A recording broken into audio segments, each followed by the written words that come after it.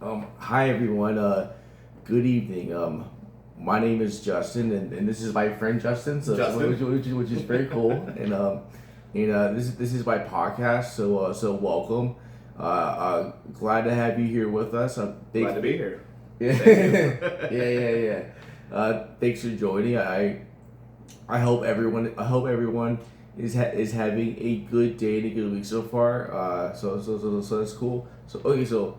This is the sixth episode of my podcast. So this will be an intro because it's a little bit different than before, and a little bit to start a little bit about me. um, what I am doing is I am pursuing my dream job of becoming a sports broadcaster or a Christian radio broadcaster, and to do that you have to be qualified. Um, um, I was admitted into ASU for the School of Communication, so I'm doing that.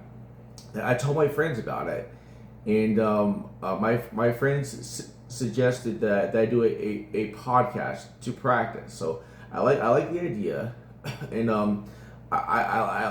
I like to talk. So that helps with all three pursuits.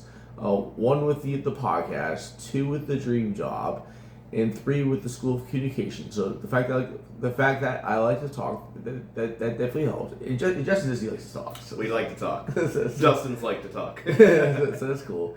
Okay, but that's a little bit about me, and then also I like the audience to know a little bit about the other speaker here. So this is my friend Justin. So Justin, can you please tell us a little bit about yourself? Yeah, absolutely. So I was born just outside of Indianapolis in Indiana, and we moved to not North Carolina. We did move to North Carolina, but we moved to Ohio first for a few years. I grew up around a bunch of friends and family and cousins and aunts and uncles and grandparents until my parents decided to move south, and we moved to Western North Carolina in 1998, and that's pretty much where I grew up. I went to Charlotte, North Carolina for college. I got a bachelor's degree in business management with the prerequisite was a culinary arts degree. And I always meant to pursue management. I wanted to be a manager at a country club or some big facility like that. But because of my prerequisite of culinary, I ended up a chef. And I just kept doing that. And I woke up one day and I'd only been a chef for like 15 years. And after that amount of time, I decided I don't really want to do this anymore. I don't want to be customer facing. I want to do something that's just like on my own. And so I went and got a CDL and became a trucker. Did about a year of trucking on the East Coast and found a job opportunity out here in Phoenix. And even though I had never been out here before, never been to Arizona, I took the job, moved out here about 9 months ago, and love it. And even though I didn't know what to expect coming out here, after about 9 months, I'm like, I kind of like it, and I think this might be where I plant some roots. I might be here forever. So that's the general backstory from birth to now. Cool. That's good. Yeah. So interesting. North Carolina. That I lived there too. I lived there for about Oh, you did? 6 to 8 years. Me and my family. One part in Kernersville, and one part in West North Carolina in Asheville. So Do you know where Brevard is? I've heard of it. Yeah, that's where I was from. Brevard. That's Actually, cool. Yeah, Brevard. Yeah. That's So interesting. not Yeah. far from Asheville. Yeah, it's interesting. I was in North Carolina, and then my dad married my stepmom out here in Arizona. So that's how I got out here. So that's cool. Transplants seems to be a lot of us out here. That's good, man. Thanks for sharing. Yeah. Okay, so to the questions. So question number one is how did you meet Jesus? Oh, meeting Jesus. So that's a little bit, I'd say, different from most people's story because I was always around Jesus. Jesus was a big part of my life even before I had a relationship or an understanding. So I come from an old German Baptist family up in the Midwest, and deeply religious. Extended family as well as my own direct family. And so I'd say the answer to the question of meeting Jesus would be more the internalization and the acceptance of it. And to answer that would take us to Brevard. I remember it was Brevard Wesleyan Church. We started going there not long after moving to North Carolina. And we had a summer program for kids. They call it VBS. Most churches did it during the summer. And during the summer, you'd go like every day for a whole week. And they had snacks and games and food and easily digestible, sermons for kids so that, kids would learn more about God and everything. And so it was at one of the big meetings at the end of VBS, and they had a call, and it all clicked to me all at once. It's like, okay, this is what everyone's talking about. This is what my family is all talking about. I understand now. And so that's when I got saved. Oh, a follow-up question. This is still the first question. We'll follow. Yeah, for sure. Was that the best? Was that the best good news you ever had? Like the best decision, the best good news you ever had? What do you think? It's for sure the most impactful moment where I felt something spiritual on the inside, and you just made me think of that. I haven't thought about it for a while, but it was. I didn't know what it was. I accepted it. And felt that I knew the truth and knew that this is what I wanted to do. And then when I did, I physically felt something go through me. It was like this warmth, and I felt it in there and made my spine tingle in my arm. And I was just so happy. And I'll always remember that like visceral feeling. So yeah, I mean, ultimately probably because. I don't think I've ever felt anything that strong on like a spiritual level because maybe you only experienced that one time when you accept it. Oh, yes, yeah, that's good news. That's good news. I say the best news for me too. So that's good to hear. Cool. It is good news. They call it good news for a reason. Yeah. All right. Cool. So question number 2. So, what is one thing you really like about your faith or God? Okay, so one thing, faith and God. I guess it would tie in together. One thing I really like about faith in your walk with Christ is faith can mean different things to you at different points in your life. The fluidity of the definition of faith as you go through life and experience different things and as you mature. So, when I was a kid and accepting, Jesus for the first time, faith for me was like the bedrock. It's like, okay, now I have what I need to make it through life. But I didn't have any, perception. I didn't know what was to come. But it was comforting to have that. But it wasn't really deep yet because I didn't experience what faith can do for you. So say in my mid-20s when I'm in college and, going through relationships and breakups and death and heartache, then faith was like, okay, now I understand.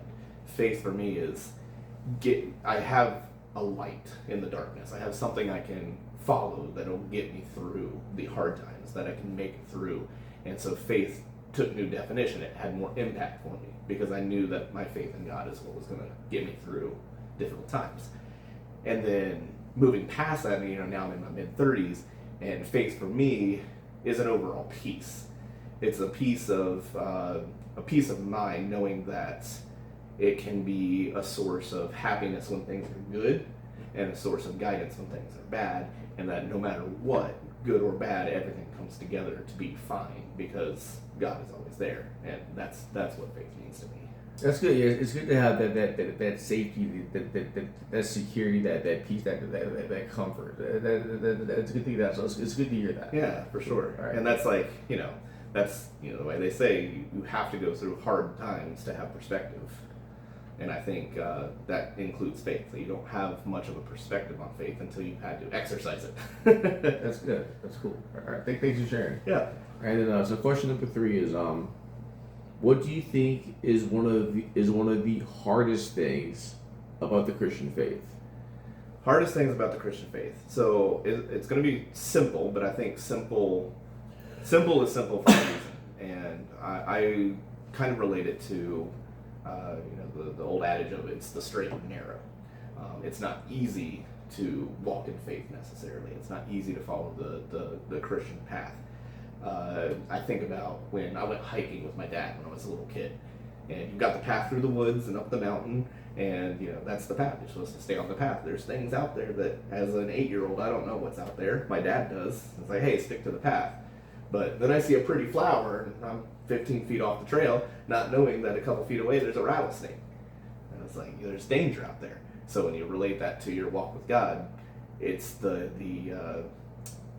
influences and the temptation of the outside world that is probably our biggest threat. And even simple things like music, you can go into it with like a good, intention. So I grew up with Christian music. I discovered like Christian rock when I was a teenager. I was like, oh, this is more exciting music. But then listening to Christian rock, not saying that there's anything wrong with Christian rock, led me to listen to regular rock and secular rock and metal and death metal. And so like that's how I strayed from the path in the world of music when I was younger, because you just discover and get led a little bit farther away from what you should be focused on. And so that's a really long way of saying it's really easy to stray from the path and fall into the secular world. And having that perspective, I think, is our biggest defense on leaving the path. Yeah, it can be hard to stand in there on the narrow road. That can be hard. So I can understand that, and I can see that. So, yeah. So. But you also can't just stand there. You got to keep moving. You're not going to make it to the top of the mountain if you don't walk up the trail. That's cool. Yeah, that's good. Right. So yeah, and then that's like going back to what faith means to you. It's also redemption. You can leave the path, and you might run into a problem. You might get bit by a spider, but you can always come back, and your Father will always help you get back. That's good. So yeah, it all ties together. Cool. That's good. All right. Thanks for the answer. And here's question number 4 is what Bible verse or scripture gives you the most encouragement or hope? So with Bible verses, that one can be a little bit difficult, of course, because different verses can apply to your life in different scenarios and situations. I would say a lot of people will say it's a cop-out because it's simple and it's something you learn when you're a kid, but I feel like there's a reason why we learn certain scriptures when we're children, because those are the scriptures that we need to know moving through our entire life that's going to have an impact on us. So John 3:16, for example. Even at 35 years old, I think about that. Like, God loved us so much. He sacrificed his only son. I'm an only child. I can't imagine that, like, as humanity, like, as humans, we would never make that decision. He loved us so much, he sacrificed his only child so that we would be saved. Even things like, the Lord's, or not the Lord's Prayer. What is it? The Lord's Prayer? No, that's something else. Wait, what's What that? am I thinking? Like, Lord is my shepherd, I shall not want. Is that what That's Psalms 23. What's the Lord's Prayer? What am I thinking of? The Lord's Prayer. I think that's in Matthew 5 or something. Maybe. Yeah. But anyways, yeah. So that's a good verse. The Psalms one. And there was it's said many times throughout Scripture, "Do not fear." And there's, I think it's kind of a myth that they say there's 365 times that God says do not fear in the Bible. I don't think it's actually it's in the hundreds for sure, but it's enough times where, like, anytime that I'm afraid of something, I think of that. I'm like, I was told so many times to not be afraid, so I probably shouldn't be afraid. And it can be hard, but that's how these things that I was taught as a kid will automatically come up in my head. And that's what makes it, like, my favorite part of the Bible, is the things that were ingrained in me in a young age that can come up immediately whenever I need the Bible to help me out in my life. Yeah, one of those is Jewish. I read just about every day. John 3:16. I read that just about every day. They do not fear. I've seen it so many times in the Bible. So What's your favorite verse? Oh, my favorite verse is Matthew 11:28-30. Come to me, all of you who are weary and carry heavy burdens, and I'll give you rest. Take my yoke upon you. Come and learn from me. For my yoke is easy, my burden is light. So it's a fantastic one. Yeah, there are many times in life where you feel overburdened. Yeah. Cool. Okay. Gotcha. Okay. All right. Thanks. Yep. All right. And then so the next question is question number 5 is what is your favorite? So I think this is a fun one. So what is your favorite Christian musician or band, And what is your favorite Christian song? There's two parts to that question. Okay, so it's fun that this comes up because actually on the drive here, just randomly it came up, and I was like, I wonder if I'll have a chance to talk about this tonight. So my favorite band of all time is a band from a long time ago called, Relient K. And it was actually the first album that I ever bought on my own with my own money as a preteen. It was their Two Lefts Don't Make a Right, but Three Do album, which is kind of a fun title. But what was like really impactful for me about that album was it was a lot of life influence. It wasn't just, it had religion to it, and it had good Christian lyrics, but it was also about life, about what they experienced in school, and relationships and stuff like that, stuff that I was going through. So it was like, praise and worship music is great, but this also hit me on a different level because it's like, oh, this is how you apply Christianity and what you learn on Sunday morning to the rest of your life. And so I've been a big fan of Relient K and everything they've put out ever since. I actually got to see them for the first time live a couple years ago. They kind of came out to do one show in Vegas with a big group of a bunch of bands. But and then for the song specifically, it's also an old group. They were called the Icarus Account. It was two brothers that did acoustic music, usually just a guitar, and sometimes they had like a little kick drum just for a little beat. But I really liked it because it wasn't a lot of musicality, just strong vocals and the words, and it was very deep, personal, like stuff that they were singing about. And it was about trying to balance life and religion, and even things like growing up and hoping that you made your parents proud, stuff like that. These are the things that they sing about. And they have one song, this really old song called Life is Beautiful. And it's like 9 minutes long, super long song. But it talks about all the like really profound and wonderful things in life that we experience, and the really depressing, dark things in life, and that we all experience all of these things. But at the end of the day, the broad picture is that life is beautiful. We have this life, and there's good and there's bad, but it's beautiful. It's all pieced together. And that song was actually, it was one of those songs where you have deep in your pocket where like if you're having a really hard time, like you listen to that song and you're like, wow, things are fine. And so that's always been my favorite individual song. So if anyone's interested, Icarus Count, Life is Beautiful, look it up on YouTube. It's a great time. That's good, man. I definitely like Christian music, and you said life is beautiful. So there's a Bible verse in Proverbs.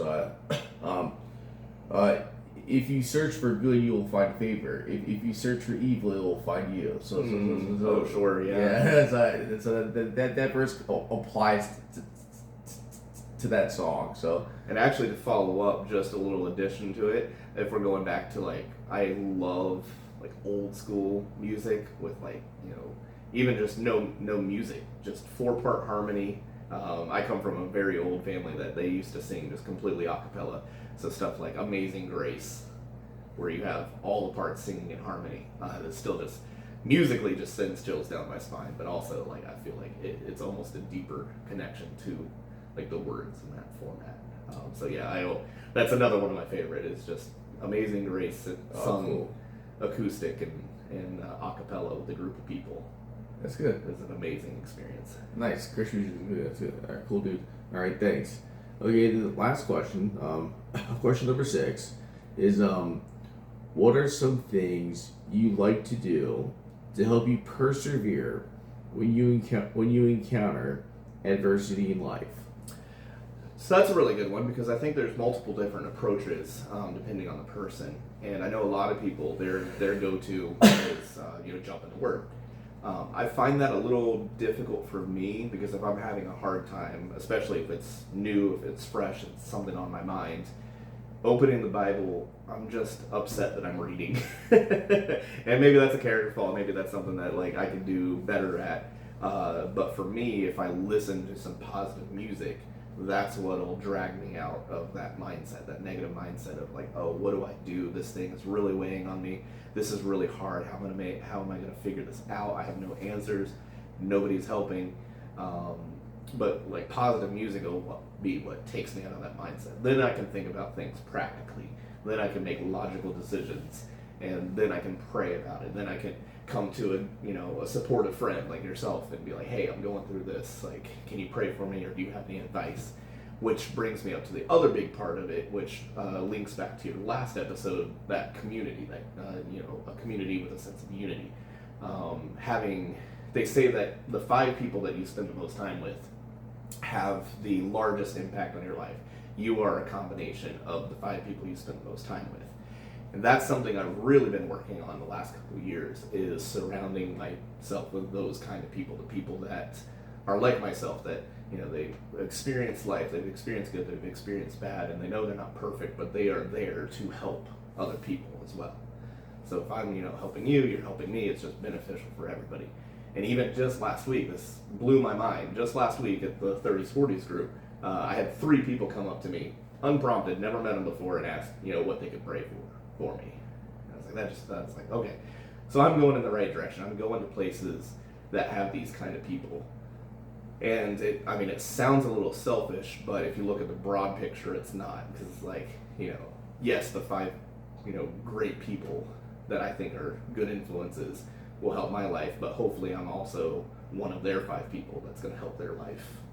And having that support, that backing, where you're going into some unknown territory, you're doing something for the first time, and you're scared about what life's going to throw your way. You've got these people that are praying for you, that are having your back. They're a phone call away if you need to talk about something. So that sense of community is what also helps move forward. That's good. Yeah. Mine's similar and a little bit different. Mine's similar, a little bit different. So, well, we're all a little bit different as people. So. I actually really have an interest in reading the Bible. So that's what, also similar to this community and music, community and Christian music. That's where it's similar. So similar and different. So but like you said, we're all a little different. So so that's cool. And then in my first episode, how to have a blessed life. I think if you do those things in the first episode, that'll help. That's cool. Well, so that kind of, you're hitting on preparation. I used to be a Boy Scout. That was all what everything about Boy Scouts was. It's always be prepared. So what we're doing in our lives and our walks with Christ is we're preparing ourselves with how to handle difficult situations. So like you were saying, if you're following those constructs of how to live a blessed life, if you've got that in mind, if you're aiming for a blessed life, if you're aiming for positivity, that's going to make the hard times a little bit less hard. Yeah, it's good. It's good. Yeah. Okay, cool. All right. And, all right. Well, thanks for your answers, and that's it for this episode of the podcast. Thanks for joining us tonight, and thanks for having me. Yeah. I'm happy to be here. Yeah. So my name is Justin, and this is Justin. So it was good to hear from you and to hear your heart. So thanks for your honest answers, and yeah, that's it. So this keep it up. It's been a joy to watch you. I'm very excited to see where you go with this. Thanks. So this is part 1. This is part 1. So okay. So but okay. Well, have a good night, everyone. I'll see you next time. God bless.